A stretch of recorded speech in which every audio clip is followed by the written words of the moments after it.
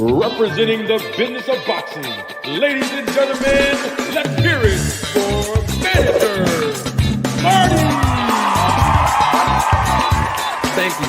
Thank you. You're far too kind. Thank you very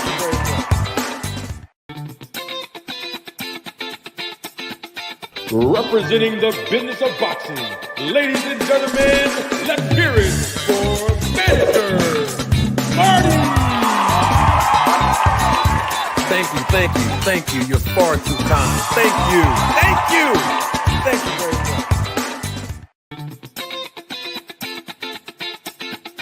Representing the business of boxing, ladies and gentlemen, let's hear it for Manager Marty! Thank you. You're far too kind. Thank you very much.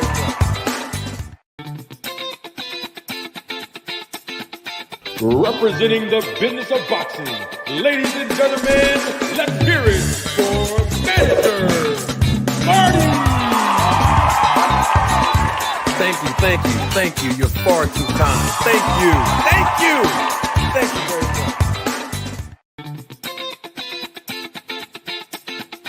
Representing the business of boxing, ladies and gentlemen, let's hear it for Manager Marty! Thank you. You're far too kind. Thank you very much.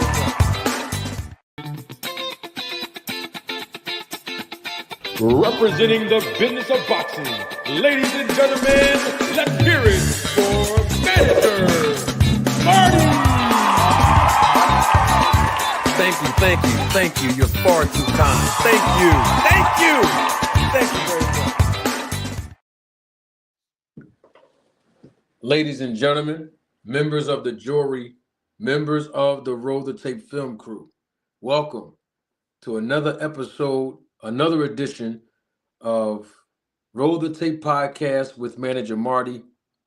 I'm your host, Manager Marty. I welcome each and every last one of you that are here live and live in color, and those of you that are watching the replay. I welcome you as well. Well, we know why we all are here. Obviously, it's late breaking news. Within the last 24 hours, according to reports, people on the YouTube boxing channels and in the YouTube boxing community included, that Devin Haney will indeed fight in March on BLK Prime. And the reason why I'm saying YouTube boxing community, because I'm not including the social media handle of BLK Prime, because they are a separate entity. In fact, if you go on BLK Prime's social media, somehow, some way, you won't be able to find it.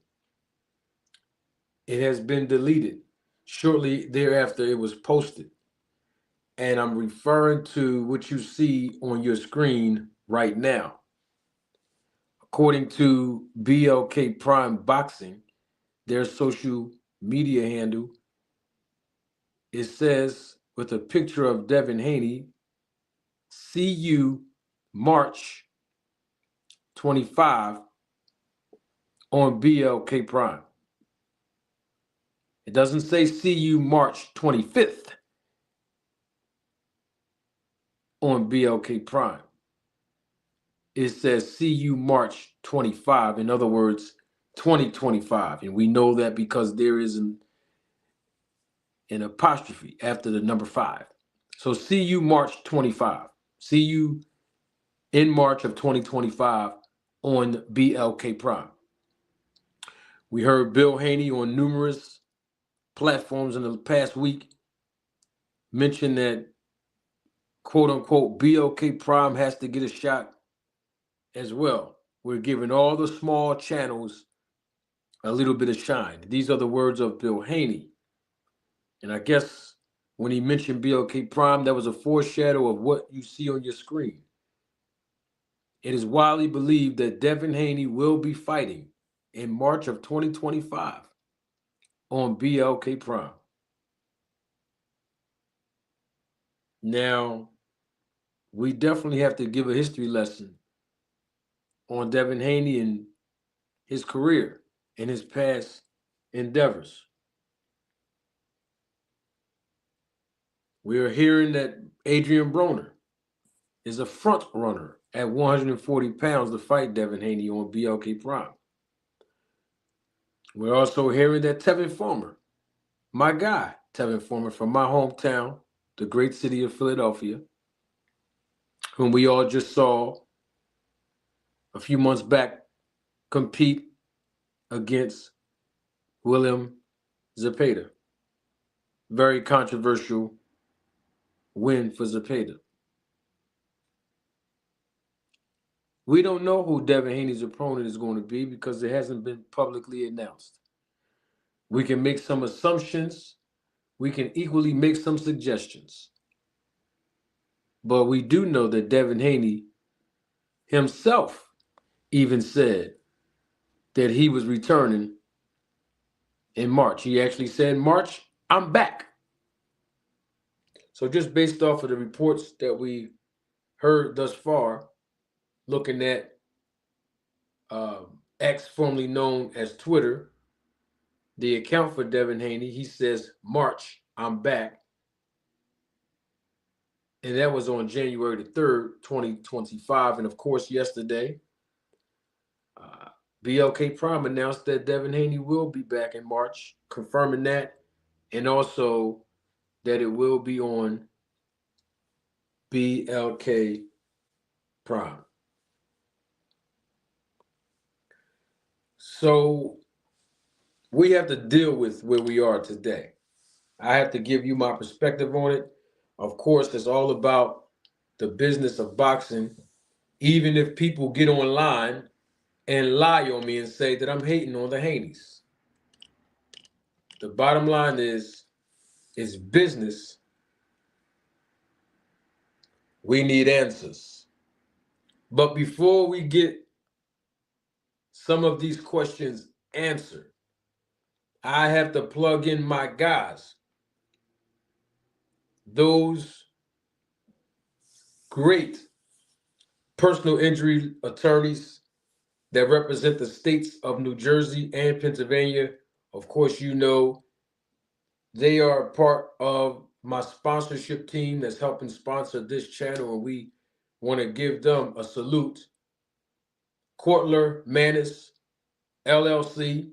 They are the best personal injury lawyers in Pennsylvania and in the state of New Jersey, and they cover a wide range of accidents.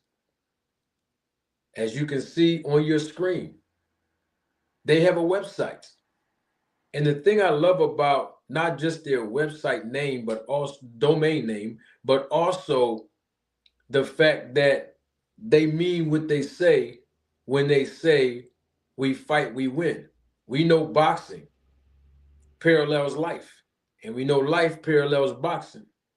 And when we think of the word boxing, the first thing we all can naturally incline is that a fight is happening.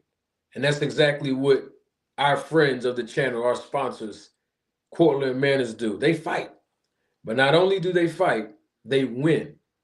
And so if you're in the Pennsylvania area, any city in the state of Pennsylvania, any county in the state of Pennsylvania, including the state of New Jersey as well, any city, any county in the state of New Jersey, reach out to them.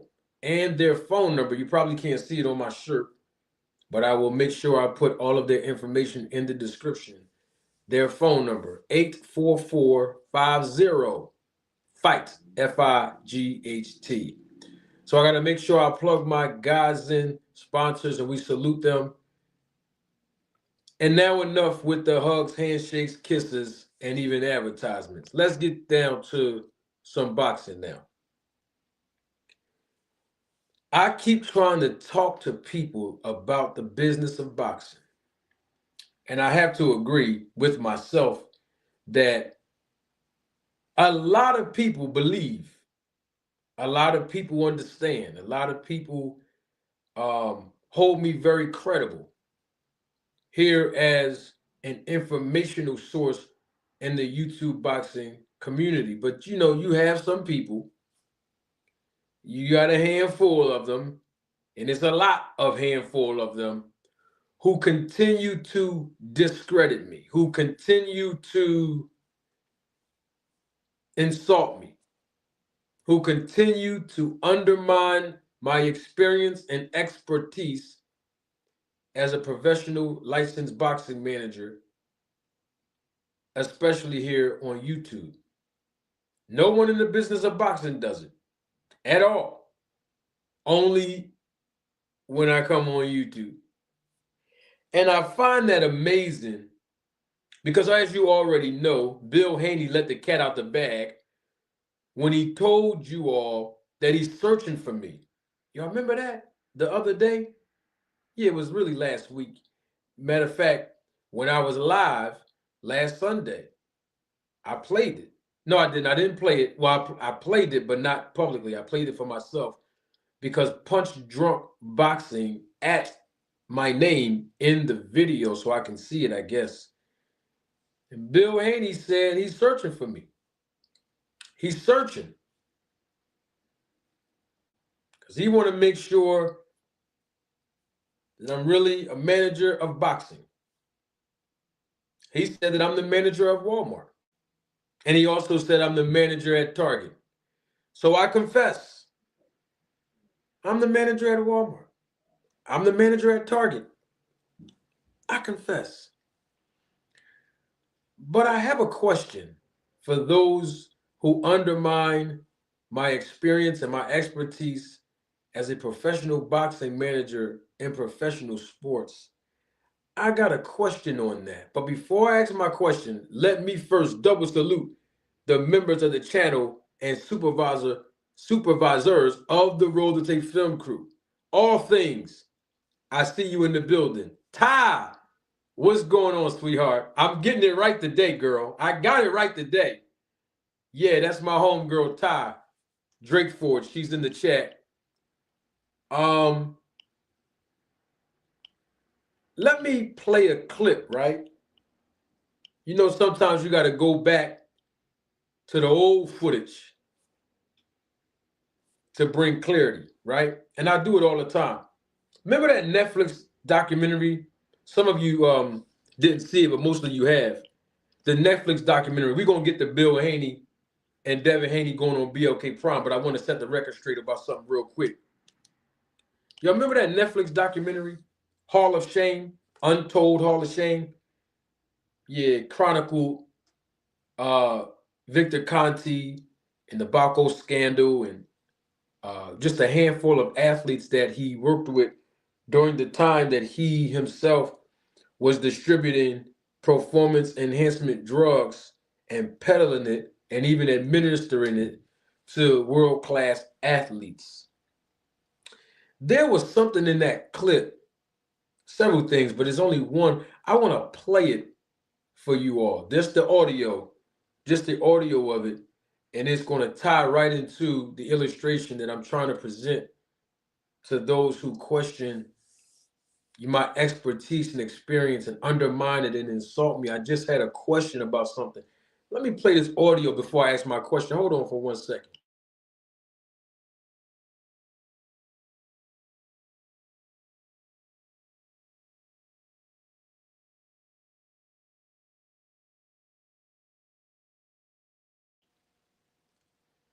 Don't take my word for it. Roll the tape. And then Victor Conti, you'll be high in the pharmacology. Taking growth hormone, taking insulin, EPO, taking the clear, and we created a calendar. So when you're on steroids, you have to have a plan that goes with the medication. It was thrilling. You know, more does not mean better. This is how you optimize the drugs. He had a system.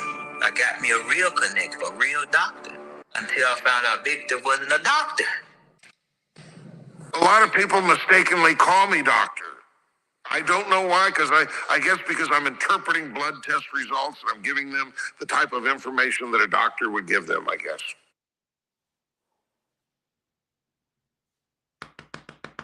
Mic check 1 2 1 2. Can y'all hear me?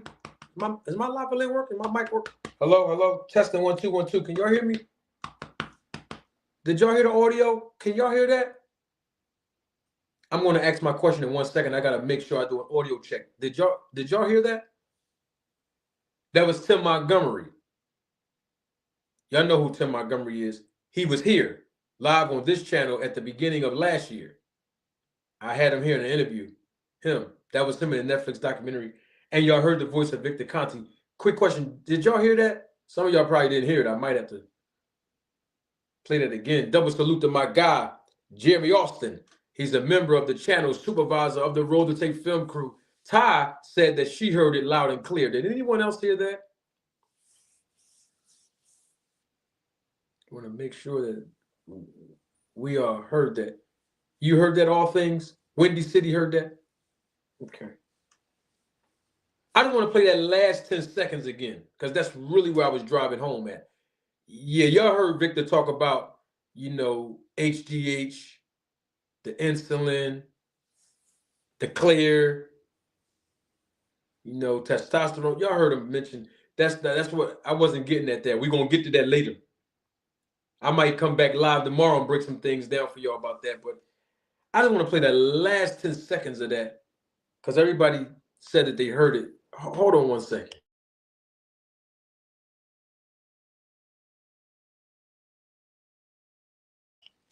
Here we go again. For some of you that did not hear it. I got me a real connect, a real doctor, until I found out Victor wasn't a doctor. A lot of people mistakenly call me doctor. I don't know why, because I guess because I'm interpreting blood test results and I'm giving them the type of information that a doctor would give them, I guess.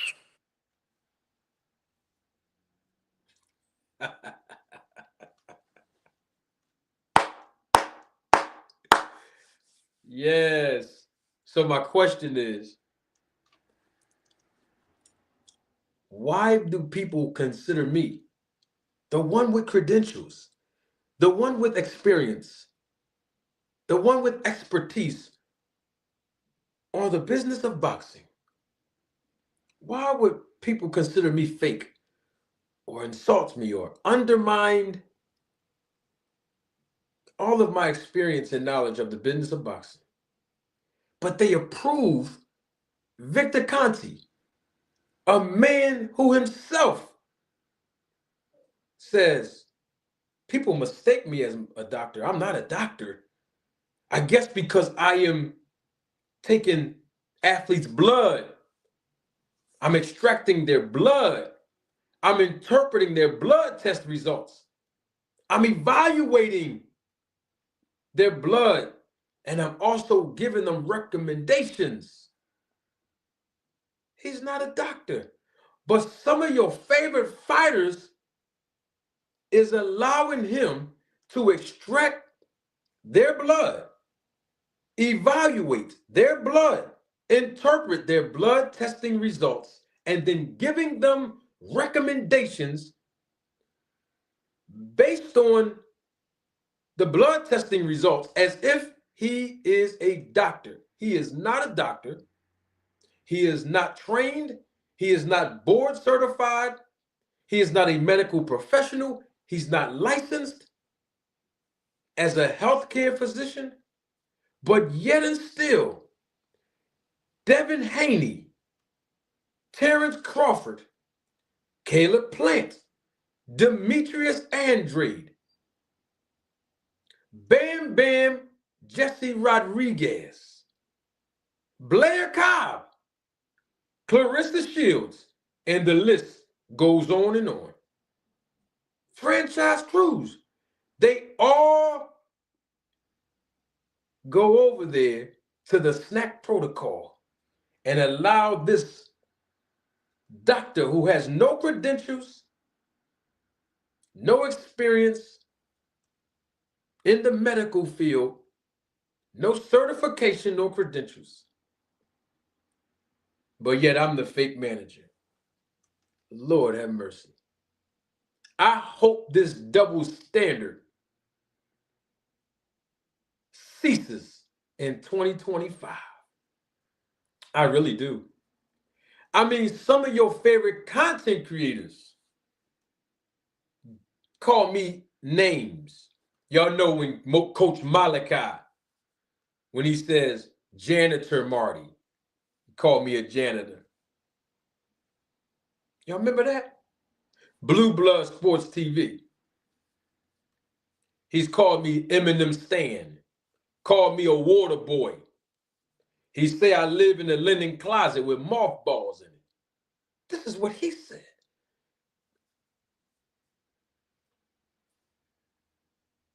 Y'all remember that? Rick Glaser called me a effing clown and said I'm a lifelong loser. Y'all remember that? Victor Conti himself said I seem like I'm homeless as a homeless musician on the side of the road with a hat laying on the ground begging for change. Y'all remember that? I can go on and on with the other names people call me. Bill Haney. He says I'm a Walmart manager. I'm a manager at Target. Y'all remember that? But these same people that I mentioned, including Victor Conti himself, they're perfectly fine with a guy who's not a doctor, who's not a healthcare physician, has no credentials, no certifications, no license. He's not board certified. He's not a phlebotomist. He's extracting blood. He's evaluating blood testing results. He's administering blood tests. And then he's giving recommendations for athletes based on the results of those blood tests. And nobody cares about it. But when manager Marty, the real manager, come out and give you truth and facts through evidence, I'm fake. I get it now. Double salute to my homegirl, Ty. Thank you for the super chat, Ty, and supporting the channel as always, sweetheart. Ty says in the super chat, they're throwing smut on your name because you calling them on the carpet. I would have to agree with you, Ty. It's because I'm calling out the suckery, the foolishness, the conspiracies, and we see what's going on. I mean, we all see what's going on. I mean, these guys and ladies, like Nick J, I'm going to call her to the front. She even called me a fool in my comment section. You see, these people, I have never done anything wrong to them. Now, did I offend them? Absolutely. Will I continue to offend them? Absolutely. That's just because they mad because I'm telling the truth. I mean, that's all they have to offer. When it's time for them to respond, notice they never answer any of my questions. They just don't. I asked a lot of questions. They don't answer them. When it's time for them to respond, you know what they do? They throw sneak disses, subliminals. They lie on me, insult me. I told y'all the other day when we were live that Bill Haney promotes black power, but he runs to the white man for green paper. I even ran down a list of people in the business who Bill Haney and Devin have conducted business with while yet breaking down and insulting other black people. But yet, when they go on their favorite channels that they obviously help sponsor or have influence over, they want to act like they for the people. Bill Haney in particular. He for the blacks. I'm not pro-black. If you white and you lie, I'm going to hold you accountable. If you black and you lie, I'm going to hold you accountable. If you red or purple and you lie, I'm going to do the same thing and hold you accountable. I don't do that just because we are the same race that I have to give you favoritism or I have to have blind loyalty. No, when we talk about the business of boxing and you a fraud, I'm most likely going to call you out on it. If you're uneducated, I'm going to educate you.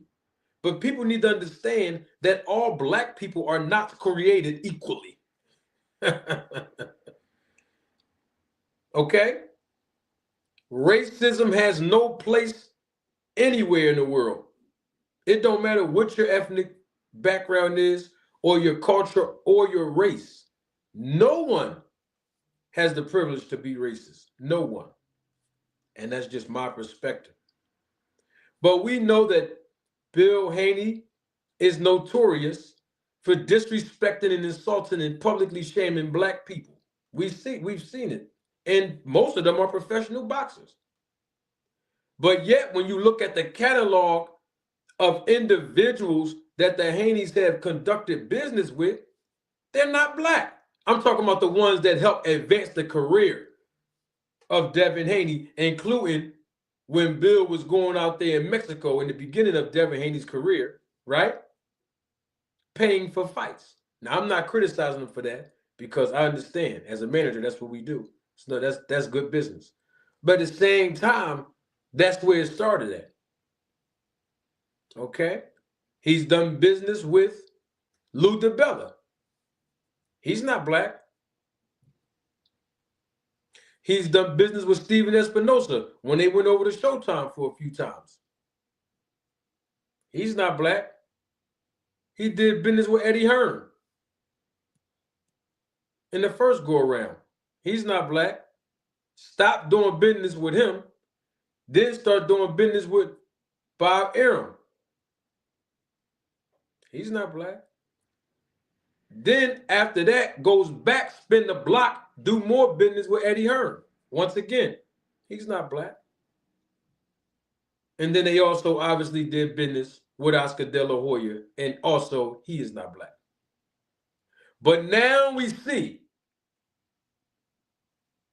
look on your screen, that Devin Haney is being announced as going to BLK Prime. Now, I'm not saying that there's anything actually wrong with going to BLK Prime for any fighter. But we have to look at the fact that Bill Haney has been notorious with saying they're their own bosses, we're self-made, self-paid, we don't answer to nobody. This is a tweet, and don't make me pull it up for y'all that don't believe. This is a tweet that Bill Haney said.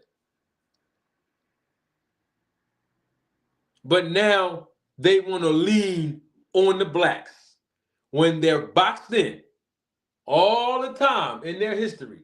They've been conducting business with non-blacks to help advance the career of Devin Haney. And there's another man who is not black, and I have to show my face to say his name, and I'm talking about Victor Conti. He's not black either. And we know that he is a tremendous piece of the puzzle of helping advance the career of Devin Haney. But now these guys are boxed in. They have nowhere else to go. That's just the truth. And the link, y'all know where the link is at, don't you? It's pinned to the top of this chat for anybody that want to come up. Whether you agree with me or disagree with me, that's fine. All are welcome to come on up real quick while we're here. There's nothing that no one can do to do damage control because everything that I said is a fact. I told Bill Haney and them by the phone booth to call Al Heyman. Y'all remember that? I told them that almost 2 years ago. Get on the phone and call Al Heyman And the reason why I said that, this is all public record, because Bill Haney went from platform to platform to platform, and he kept saying they want Tank Davis. That was around the time, when Bill Haney was insulting Javante Tank Davis's mother. But they kept advertising, we want Tank. Yeah, we want to fight Tank Davis. Tank, Tank, Tank. Every time Tank Davis have a fight, somehow, some way, right around that time, Devin Haney supposedly had one. And it gives the fans the impression that, oh man, after these two guys fight, they're going to fight each other. But see, Bill Haney kept running around screaming Tank's name out. Like, for example, Tank Davis fought Hector Garcia in January of 23. Then he turned right around 90 days later, fight Ryan Garcia in April of 23. The next month, Devin Haney in May fought who? Lomachenko. And we thought, right after that fight, that Devin Haney was going to stay at 135 and fight Tank Davis because both of them won their fights. Ryan Garcia lost when he fought Tank. Tank won. And then, even though it was controversial, Devin Haney officially won against Lomachenko. And so we figured Devin Haney won his fight in May. Tank won his fight in April. These two guys are going to fight at 135 based on all of that talking that Bill Haney was doing. But unfortunately, that did not happen. What did happen is that Bill Haney went on record from platform to platform to platform saying that they sent Shakur Stevenson an offer.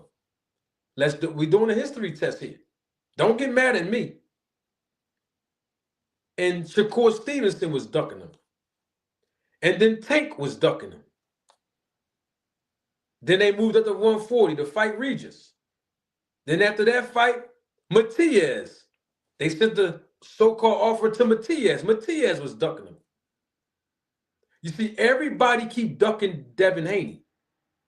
That was what was being proclaimed through social media by Bill Haney first, and then there was other people that was, co-signing that. But now, after this Ryan Garcia fight, Devin Haney is going to fight on BLK Prime. Now, some of you might not know who BLK Prime is. Some of you may, because everybody is not on the same level when it comes to boxing knowledge. That's why you hear me repeat myself sometime, or I might regurgitate something that I said in the previous videos. I want to educate everybody so we all can be on the same page. We know in February, next month, BLK Prime is hosting an event where he's going to have Greg Hackett against Brian Norman Jr.'s dad, Brian Norman Sr. on BLK Prime. And apparently in March, Devin Haney is going to fight on BLK Prime as well. Double salute to Ty. Thank you again for your contribution, sweetheart, and your support. Ty says, sounds like they work with everyone but PBC. Oh, that's exactly my point, Ty. Bill Haney refused to call Al Heyman for the Tank fight. He refused to call Floyd Mayweather for the Tank fight at that time. And it's very clearly evident that Bill Haney promotes black power, but he runs to the white man for green paper. And now they're boxed in. I mean, there's no other place right now that they can go. Double salute to my guy, Rick. Thank you for the super chat. Always supporting the channel, man. I appreciate your contribution. Rick says in the super chat, Manager Marty keeps it 100. Appreciate that, Rick. You know I'm always going to be honest and keep it 100. We knew, without a shadow of a doubt, honestly, that they don't want no parts of Tank. And never did. We know that already.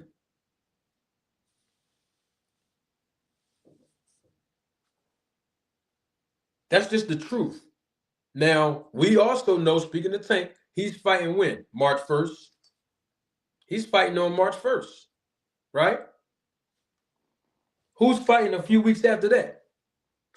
Tank Davis fighting on at the end of March 1st. Tank Davis is fighting on March 1st. We know that. And then supposedly somewhere inside of the month of March, Devin Haney is fighting. I caught myself. I was reading the comments, trying to do two things at once. But y'all understood. Tank Davis is fighting on March 1st. And apparently after that, Devin is supposed to fight in March on BLK Prime. So I'm trying to give a history lesson now so that y'all can see how we get to this place where Devin Haney's fighting on BLK Prime. So now they didn't fight Tank. They moved up to 140. Supposedly had made an offer to Shakur Stevenson. And they claim Shakur Stevenson ducked him. So all these people keep ducking Devin Haney. That was the narrative that was put out there. They move up to 140, fight Regis Prograis. Take his belt from him. They stay at 140. Devin stayed at 140. Supposedly sent an offer to Matias. And I guess apparently Matias, Sabriel Matias, ducked Devin Haney too. That was the narrative that was going on. Get in there with Ryan Garcia, and he lose in dramatic fashion against Ryan Garcia. He was suspended indefinitely. I'm giving the timeline. Please stay on the train with me. Don't get off. This is the express right here. Nobody's getting off at the next stop. This is the express on the train right now. And so now for the past 8 months, because Devin Haney was suspended indefinitely, something that Bill Haney never came out publicly and told y'all, and neither did those channels on YouTube that keep trying to be influenced to progress their false narratives about Bill and Devin Haney. They didn't tell you either. You know where y'all got that information from, most of you. Me, the fake manager, the manager at Walmart. And I know why Devin Haney was suspended indefinitely. But that ain't none of my business. I'm going to leave that alone. But what happened during these 8 months? What happened? That's what we're trying to figure out. In the last 8 months, what exactly happened? I'm going to play an audio of something that Bill Haney himself said when he was asked about Devin Haney's value. Hold on 1 second.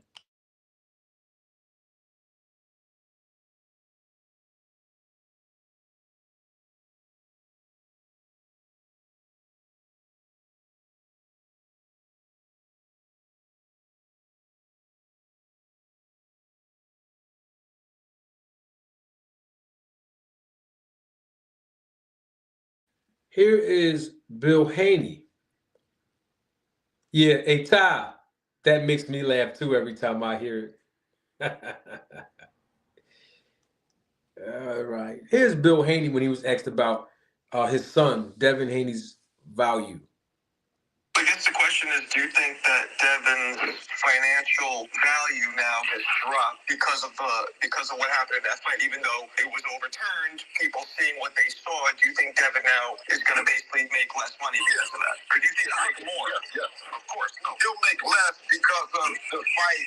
Obviously, that the guys can weasel out and make excuses to not fight. One guy being out of Baltimore and that cat. Oh, they was quick. They was quick to say this and say that, and then they ended up with, no disrespect, Lamont Roach. So what is he talking about?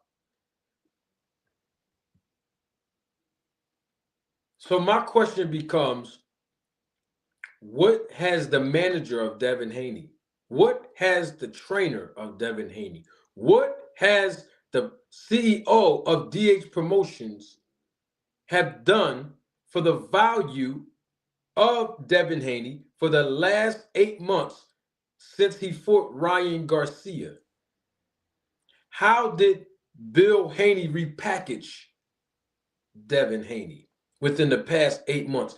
What measures were put in place to increase the value of Devin Haney? I'm talking from one manager to another.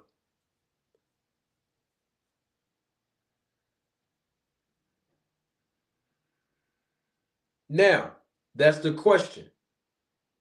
So put that question to the side. Let's continue on to the journey of this history of Devin Haney.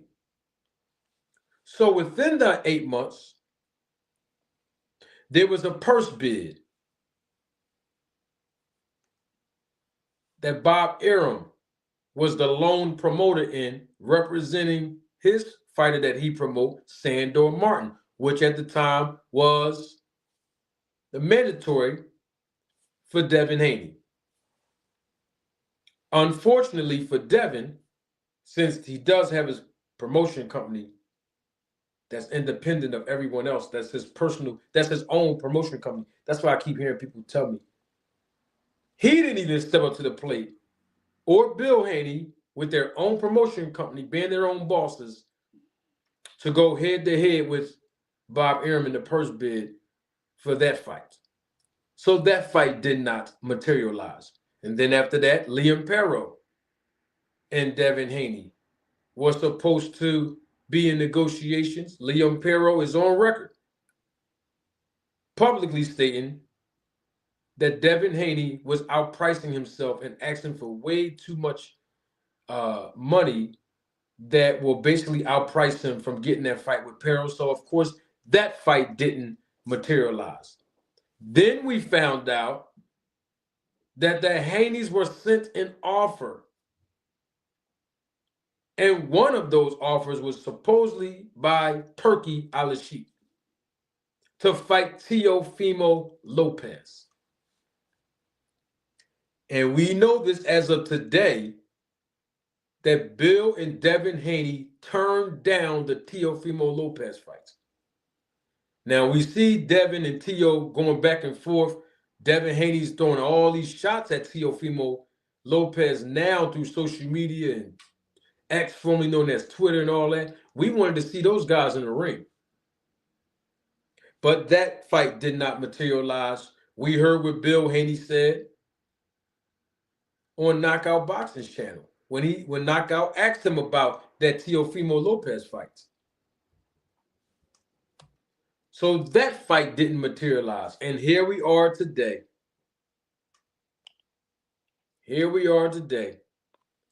Devin Haney will be fighting on BLK Prime in March of 2025 after Tank Davis fight.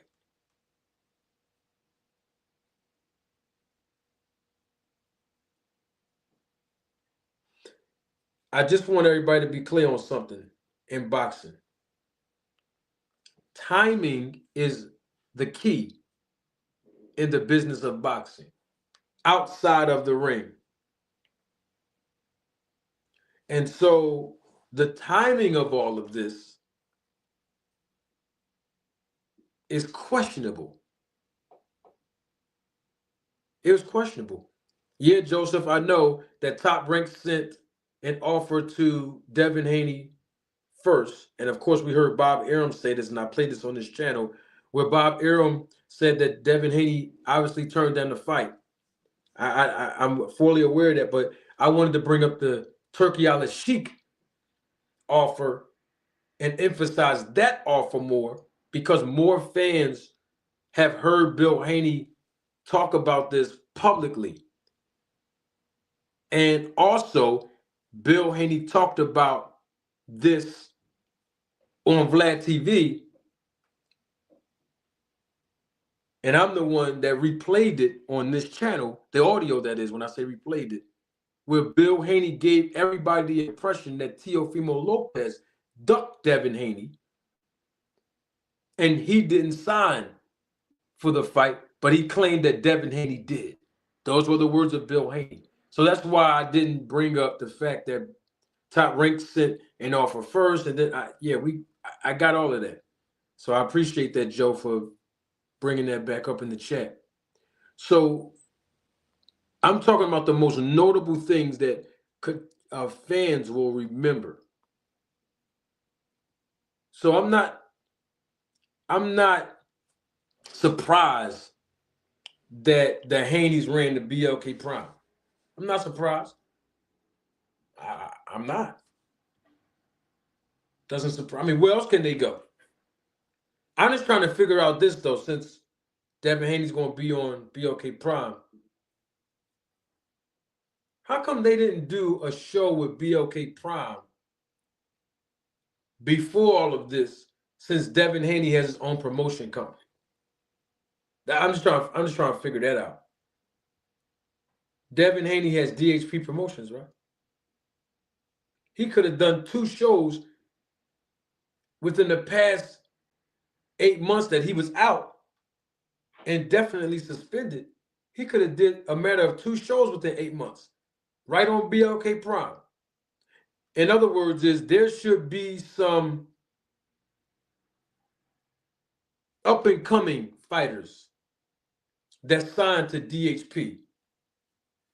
Because I asked several people how many shows did DHP Promotions independently put on and showcase. And most people can't give me an answer. You know what I'm saying? In the past 8 months that Devin Haney has not been in competition, he's suspended indefinitely. He was suspended indefinitely. Within the last 8 months, the fighters that are under the DHP banner,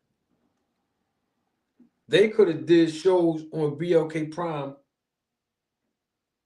there. And then when Devin returns, like he's returning now, it wouldn't be of a great shock to certain people when it's announced that he himself is going to be the main event and showcase on BLK Prime. Because the timing of it all doesn't look too good, especially competing with the Tank Davis in the same month. That's not going to look good. That's just my personal opinion through my experience in the business. A powerhouse like Tank Davis, let's do a timeline check. We just had Fury and Usyk fight, right? Just had that fight. Next month, February, 2 fights, 2 fight cards is coming up. We got Benavidez versus Morrell. That's February 1st. Nobody's worried about Clarissa Shields, who she fighting in her hometown. That's in February too. And I'm not downplaying that fight. I'm just saying most people are not really like itching to buy that fight. End of the month, you have a big card over there, Saudi Arabia, Bivol versus what's his name? I call him Better B, but his name is Beterbiev. I gotta remember that. Beterbiev. They're the main event, but you know you got Shakur Stevenson, Kid Austin. You got a stacked card over there. Then March 1st, you gotta turn around. Tank Davis is fighting. Keyshawn Davis is fighting, I think February the 14th, February the 15th. Well, I gotta check my calendar on that. Keyshawn Davis fighting in February too, right? Keyshawn Davis fighting in February. In other words, it's a lot of boxing to compete against on these major platforms like an ESPN for Keyshawn Davis and the DAZN for the Saudi Arabia Riyadh season card, and then Amazon Prime for Benavidez, Morrell, and then, of course, Tank Davis. And then you have the smaller platform like a BLK Prime. Obviously, people have to get their monies up because that's going to be a pay-per-view fight when Devin Haney competes over there. I mean, it was $39.99 when Terrence Crawford went to BLK Prime. And according to um, Victor Conti, and I can roll the tape. He said that Desmond, who's the owner of BLK Prime, was having financial issues. And that's why there was quote unquote limited drug testing for the David Ebenezer and Terrence Crawford fight, which we know that there was no testing for that fight either. But I'm just saying that's what Victor Conti said. And of course, we saw the fiasco of what other fighters on the undercard of BLK Prime's card when Terrence Crawford fought David Ebenezer, most of them did not get paid right away. And y'all seen me do videos on that once people were calling me. Oh, okay. And telling me what was going on. So now, and we haven't seen a card from BLK Prime, a major card since then. Because right after that, Adrian Broner was supposed to fight Ivan Redkach. And poor business practices X that fight out. The replacement, Michael Williams Jr., suffered a broken jaw injury in sparring. That fight couldn't materialize for Adrian Broner, and then within 1 week to 2 weeks, Adrian Broner goes on social media and announced that he's leaving and departing from BLK Prime, not having fought one time on there. And then, of course, we just saw Adrian Broner fight another snack protocol fighter, Blair Cobb, with Don King on Triller TV. Another platform that Bill and Devin Haney could have used to build up the promotion company way before the Ryan Garcia fight, because they kept screaming they're their own boss. But we haven't seen DHP Promotions organize their own independent event with up-and-coming fighters to showcase the up-and-coming talent that DHP signed to their promotion company. You know, like Danny Garcia has done thus far. You know, like Boots, Jerron Ennis has done so far. You know, the partnership that Man Down and Errol Spence have done so far by him signing Frank Martin. Oh, okay. Who signed the DHP Promotions? Name 2 or 3 fighters that signed the DHP Promotions besides Devin Haney. I'm just asking. See, I'm asking questions. People be getting mad calling me a hater, but it's just questions that I'm asking.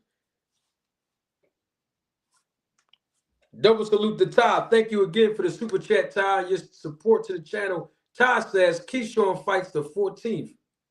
Manager Marty. 14th. Thank you for that, Ty. Appreciate that. Yeah, so Keyshawn fighting February 14th. So I'm just trying to figure out, when I listen to Bill Haney talk and I don't hear him promoting the brand. Promote your brand, man. Y'all should have been putting on shows for 3 years straight. Nothing but DHP promotion shows, local shows. You got to start small in this business. And there's nothing wrong with that. Build up your stable. Get them in the public eye. Give them some notoriety. Put some money behind them to market them. These are things that DHP Promotions could have done with BLK Prime way before Terrence Crawford went over there. With Triller TV way before Adrian Broner went on over there to fight Blair Cobbs. And speaking of Blair Cobbs, you know he's from my city of Philadelphia. Y'all know his performance is enhanced. He's also with the Snack Protocol. And he got to add him on the list. That power punching list. You remember that list I was talking to y'all about yesterday? That power punching list. Add him on there. Cause y'all seen what round he knocked Adrian Broner down in, and then knocked his teeth out. Whew, Lord have mercy. How strong is Blair Cobb? Did you see Blair Cobb's physique change over the years? Let me take my glasses off so I can hear me say this part. I watched Devin Haney's physique change over the years. Yes, I did. I watched Devin Haney's physique change over the last 4 to 5 years since he been with the Snack Protocol. I mean, the man looked like Lex Luger. And don't make me pull them pictures back up. Y'all remember remember what was that? A couple months ago, I pulled the pictures up where Lex Luger was standing next to Devin Haney. Lord have mercy, both of them. Oh my God! And we know Lex Luger's on record. He admitted himself. 10 days on, 10 days off, and you know I got the footage of that. But I'm not accusing. I'm just trying to figure out where these guys get this excruciating power. Where does these ladies get this excruciating power within the first 3 rounds when they on the Snack Protocol? Add Blair Cobb to that list, because you've seen what round he knocked Adrian Broner down in. Now let's get back to this. Devin Haney has nowhere else to go right now. And it's because of the poor business ethics and the poor and lack of business knowledge of Devin Haney's dad, manager and trainer and CEO of DHP, and that's Bill Haney. This is not a knock on Bill Haney. This is a fact and an observation. If Bill Haney do the 3 things that me, the manager at Walmart, tell him, that will be a start to revitalize and resurge the career of Devin Haney. And those 3 things, once again, are as follows. Number 1, be quiet. Number 2, go in the background and let Devin Haney get the shine. Let the son, the fighter, relate to the audience. Let him do more of the interviews, especially on major platforms like Vlad TV and Fight Hub. Ain't nobody coming to see you, Otis. And then number 3, gain the knowledge and learn the business of boxing.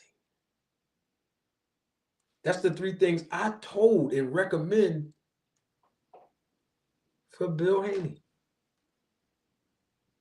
All that talking they was doing. And only to find out that it lands them on BLK Prime and an opponent to be announced. There's nothing wrong with BLK Prime. I just want people to understand that. Greg Hackett will fight Brian Norman Jr. next month on BLK Prime.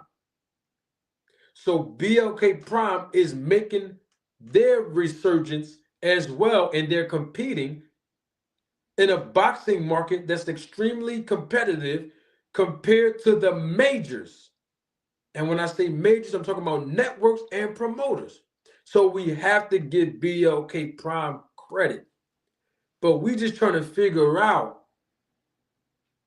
how did Devin Haney go from fighting on a platform as large as Showtime, going on a platform as large as The Zone, then going on a platform as large as ESPN, and going back to a platform as large as The Zone again to fight Ryan Garcia, only to land up on BLK Prime?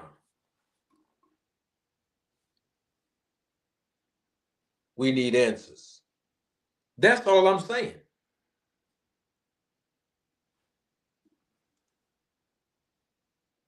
In other words, is people will have a much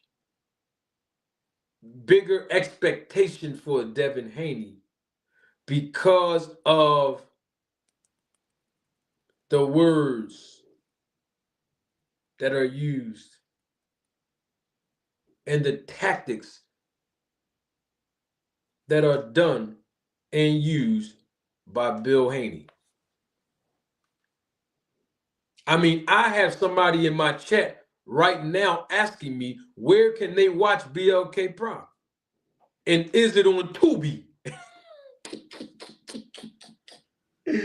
Yo, that's funny. Hey, DHP got their own promotion company, right? They could have struck a deal or negotiated a deal with Netflix before Jake Paul and MVP did it. They could have did that last year. They got their own promotion company, right? If Bill Haney did those three things that I've been telling him to do, and the third thing was learning the business of boxing, they possibly would have been able to secure that. Could have struck a deal with Triller TV. Let me reframe that. Check this out. Gillian Wallow has an event that they do annually. What is it called? Gillian Wallow's Knockout Party, showcasing boxing, right? Devin Haney and Bill Haney been in the business long way before Gillian Wallow. And they're starting to learn the business of boxing on a bigger scale. But the bottom line is, these are things that Bill Haney should be doing based on all that big talk he be doing. If it was really that deep, they could have showcased some local talent on Devin Haney's YouTube channel. Why not? Make it a free event. Pay the fighters out your pocket as a promoter. Make it a free event. Just to showcase your company, your brand, as a new promoter in the business. On your own platform. The Real Devin Haney TV on YouTube. Why not? I mean, that's what I would have done. But you know the manager at Walmart don't know nothing. You know the manager at Popeyes don't know nothing. You know the manager at Target don't know nothing. You know the manager at McDonald's don't know nothing. And I'm about to fill out an application to be the manager at Chick-fil-A. Because all that talking Bill Haney doing, he make you believe Chick-fil-A open on Sundays. All that talking Bill be doing, he make you believe Chick-fil-A is open on a Sunday. That's why I'm going to go apply over there and become the manager over there. The link is in the chat if you want to come up. We about to go. I'm about to send y'all home. The train about to stop. You know, we was on the express all morning, but we about to start making local stops now. The link is pinned to the top. Anybody want to come up real quick? So, oh, wow. Hey, Malik. We put my boy Malik up there. I might even do that, Malik. So I got 2 applications I got to fill out this coming week. The manager at Wawa and the manager at Chick-fil-A. Thank you so much, Malik Teller. Man, that's why I love you too, man. Man. Ah! Yo, look at Brian. Hey, Brian King. That's why I love Brian King. He said Walmarty.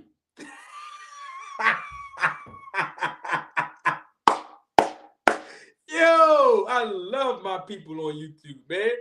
And Brian King is the same one who called me Kendrick Lamar T. I like that because I got some bars for some other people. They better leave me alone in 2025. I go right back in the studio and release something. They better leave me alone in 25. All they got to do is say my name. Oh my gosh. Are we going to do this today, y'all? Let me, there's a guest in the background. This is what I'm going to do for you guests because you was here last Sunday. Walmarty. Oh my God. I gotta borrow that one. I like that one. I like the Kendrick Lamarty one too, but that Walmarty, I like that one. I want to ask my people. D1, double salute to D1. He's a member of the channel, supervisor of the Roller Tape Film Crew. He's in the chat. Quick question, y'all. I'm gonna ask before I stop this train. We about to start making local stops now, so everybody can get off and go home. Boxing Hacker is in the background. I'm gonna let the people decide. I'm gonna do what Bill Haney said that he did for the lawsuit. The people. I'm gonna let the people know it was the people. It wasn't me, it was the people. I'm gonna let the people decide. Y'all want me to have a few minutes of a conversation with Boxing Hacker? I'm just asking. I'm asking the people. I'm gonna let the people decide. Boxing Hacker, stay right there. I'm gonna let the people. I'm gonna let the people decide. I'm gonna let them decide.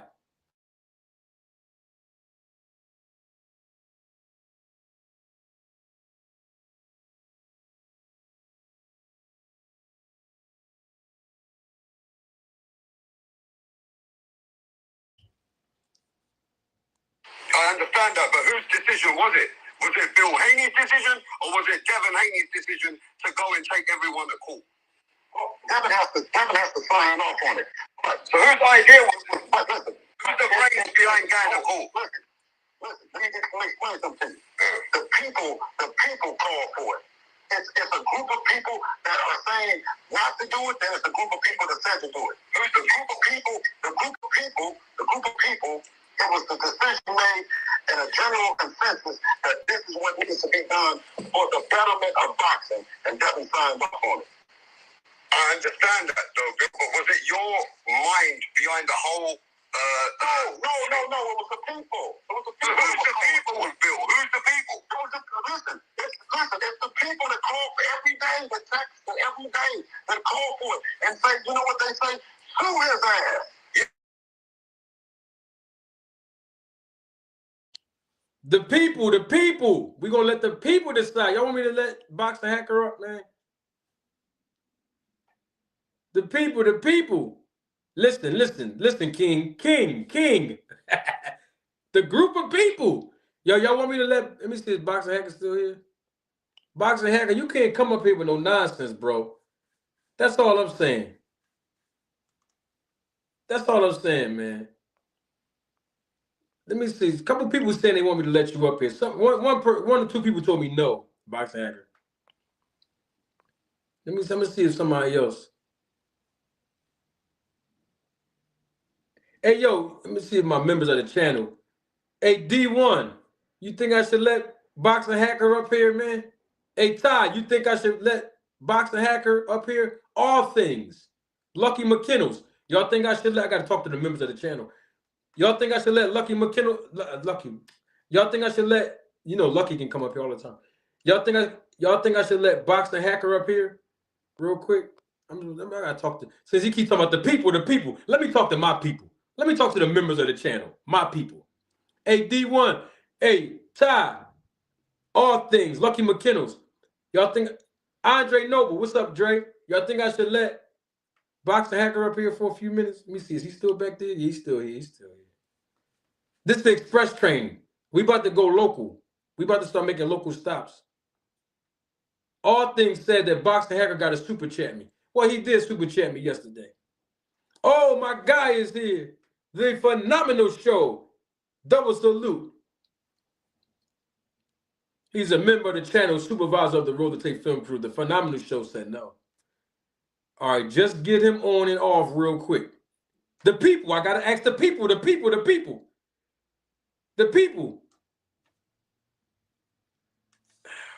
All right, listen, this is what I'm going to do. Boxing Hacker, I'm going to give you a few minutes, man. Please don't come up here with that, man. You got to talk real. You got to talk. Just be honest, man, all right? I'm going to treat you like Varnell Hill did Martin. I'm going to treat you like Varnell Hill did Martin when he came on his show, all right? Let me see. I'm going to see. Let me see if you're going to come correct. Come on now, Boxing Hacker. You got to come right, Boxing Hacker, if you're going to come through. All right, let's see now. Let's see if you're going to come through. Because I had to ask the people. Boxing Hey, Hacker, yo, what's going on, what's up, Manager Marty? You didn't want to answer this call, huh? Huh? I said, "What's up with you, Manager Marty? You didn't want to answer the call?"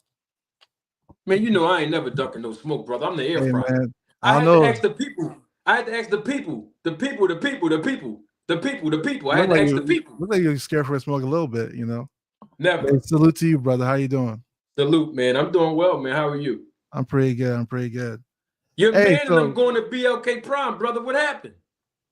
I mean, I guess they got some incentives to go there. I don't know who they're about to fight, you know, You but said incentives. yeah, they had incentives to go there. I think the Teal fight fell through. You know, I think that was the option they had, but looking at that contract, I don't think it was a good idea for him. What contract? Turkey Al-Shikis?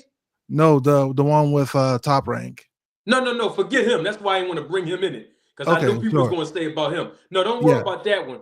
I want to know about that Turkey Al-Shik contract because everybody else they seem to sign off yeah. on it and get So paid. so based on what Devin said on the Andre Ward interview, Turkey was offering them a great a lot of upfront money for him and Teal to fight after Devin's comeback fight. So Devin was supposed to take a comeback fight, then take the Teal fight, and then Teal allegedly pulled out. According to Teal, he said he didn't see it, but according to what Devin said, he allegedly pulled out, and that's when they offered. Top Rank came with the 45-55 offer, which is crazy because Devin should definitely be the A side, so he shouldn't get a lesser split than Teal. You know, so they did what I think that at the end of the day, you do what's best for you. You know, I think that Devin has sacrificed for Top Rank before with the 3-fight deal. I don't think that he has to sacrifice again, you know. And they did He what's has his best own for them. promotional company, right? Okay. No, I'm asking you. Devin Haney has his own promotion. Yeah. Okay. Why can't they promote their own shows? Why can't they they still need a network, right? Yeah. They got BLK Prime. They could have did this last year. 2 Right. years ago. So here's the thing though. You can't just do things last year because remember, he's also coming off an injury. So all right, 3 years ago. Yeah, but 2 years ago he had become undisputed. He fought and he did things 2 years ago. We're talking about last year, right? Last year or this year. No. See, I'm trying to get you to no. I'm trying to get you to see for the last 2 or 3 years and 4, but really 2 or 3. Bill Haney has been coming up on record. He's been talking about how they're their own boss and they don't have to listen to nobody. They're the big dogs and all of this, right? So what I'm trying to figure out is before they signed a 3-fight deal to get a guaranteed purse from Bob Arum, they locked themselves in a 3-fight deal, correct? Yeah. Yes. Why didn't they just run with their own promotional company? They could have pulled BLK Prime out, Trilla TV, BXNG. There's other networks they could have. So here's the thing though. Here's the thing. So remember this. Teal ducked Devin to fight Kambosos at the time, right? Kambosos beat Teal. Kambosos, who was he with at the time? Do you remember? Hold up, you said Teal ducked Devin to fight Kambosos, yes. When was this? So you know he didn't have to fight Kambosos. Bob Arum didn't even want the Kambosos fight. Do you remember that? The Kambosos fight was something that Teal decided to take instead of unifying with Devin. In fact, Teal said at 135, he said that if he was to beat Kambosos, he would drop the belt and moved up. You know. Did he beat Kambosos? No, and he left the division. He lost, right? Yes. And so that's why Devin then was celebrating when Teal lost, because Teal was planning to blackball Devin from getting a title, the undisputed title shots. You know, so do you think that Devin will make more money on BLK Prime fighting whoever he's about to fight, which we know he's not going to fight a hard opponent over there? You think he'll make more money fighting on BLK Prime than T.O. right now? Honestly. So it depends who he's going to fight, right? It's just a no boxing hack. I just want to. So I can't give you a full answer because you have to have the opponent. You have to know who the opponent is. You have to know who your opponent is. So the fight might do well. It might even do better than Teal's fight. What is a better and more lucrative opponent than Teofimo Lopez right now on BLK Prime? A better, more lucrative opponent? Adrian Broner? AB could be one, yeah, depending how they promote it. He'll make more money with Adrian Broner than T.O.? It depends how the promotions go. Yeah, it could be. It's possible.